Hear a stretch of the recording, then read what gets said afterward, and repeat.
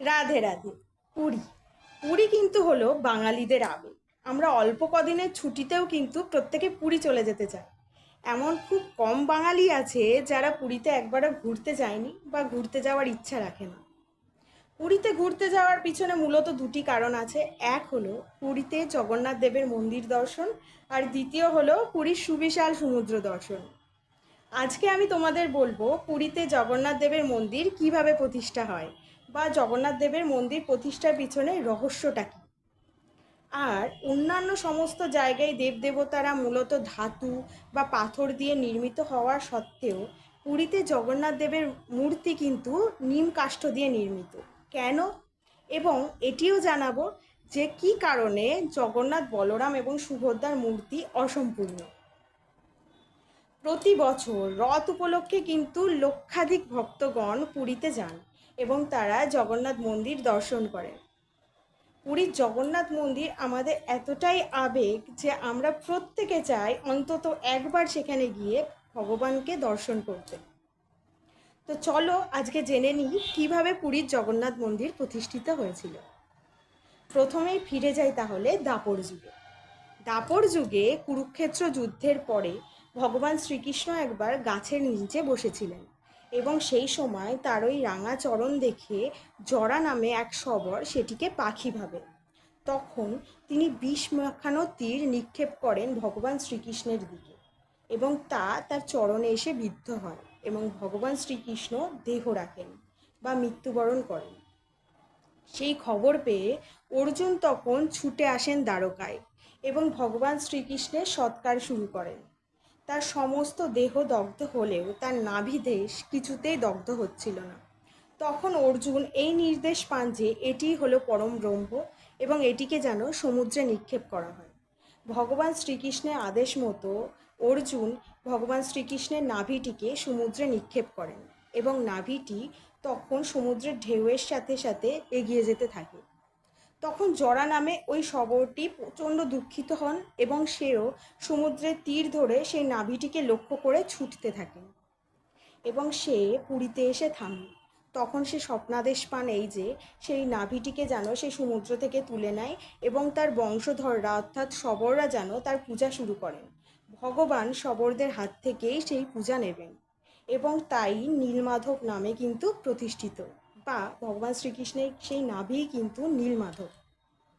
এবার ফিরে যায় কলিযুগে।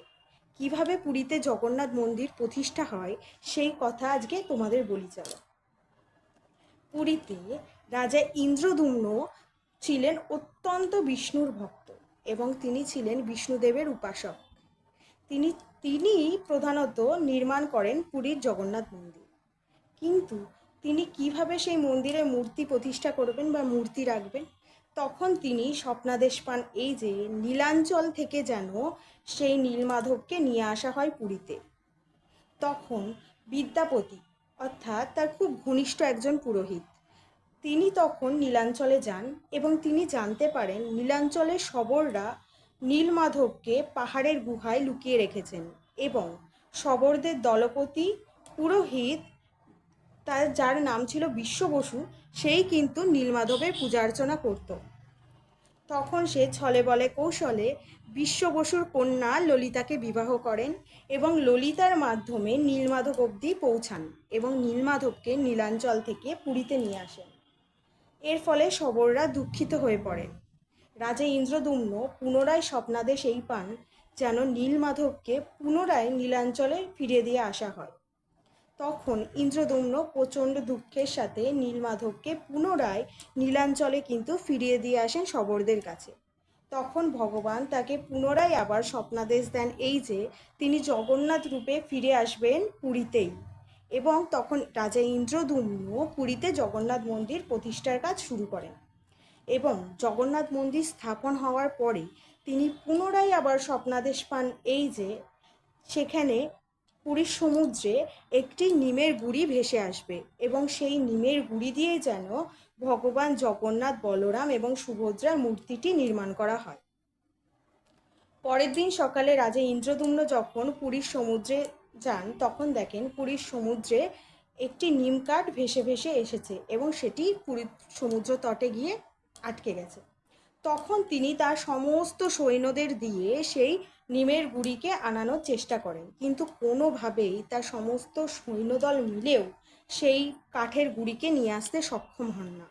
তখন চিন্তায় পড়েন রাজা ইন্দ্রদ্যুম্ন। তখন তিনি যান বিশ্ব বসুর কাছে এবং প্রার্থনা করেন তিনি যেন এই নিমের গুড়িটিকে নিয়ে আসেন সমুদ্র থেকে। তখন বিশ্ব বসু একা তার কাঁধে করে সেই নিমের গুড়ি নিয়ে আসেন সেই সমুদ্র তট থেকে। কিন্তু নিমের গুড়ি তো পাওয়া গেল, কিন্তু কে প্রতিষ্ঠা করবে এই মূর্তি? চিন্তিত হয়ে পড়েন রাজা ইন্দ্রদ্যুম্ন।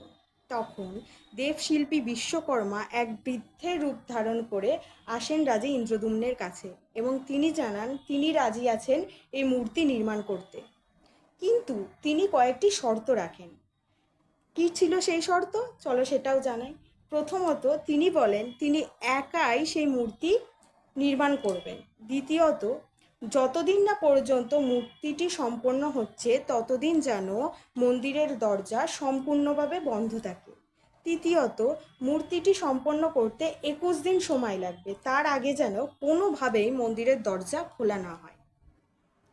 এই সমস্ত শর্ত মেনে শুরু হয় মন্দিরের মধ্যে মূর্তি নির্মাণের কাজ।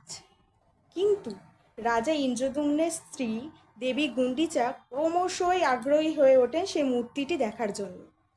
সে লুকিয়ে লুকিয়ে আড়ি পাততে থাকে মন্দিরের দরজার বাইরে, কিন্তু সে কোনো রকম আওয়াজ পায় না ভিতর থেকে।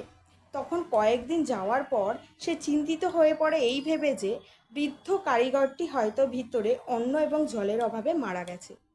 তখন তিনি ছুটে আসেন রাজা ইন্দ্রদ্যুম্নের কাছে এবং তিনি বলেন বৃদ্ধ কারিগরটি হয়তো অন্ন এবং জলের অভাবে মন্দিরের মধ্যেই মারা গেছেন, সেই কারণেই হয়তো মূর্তি নির্মাণের কোনো রূপ আওয়াজ পাওয়া যাচ্ছে না বাইরে থেকে।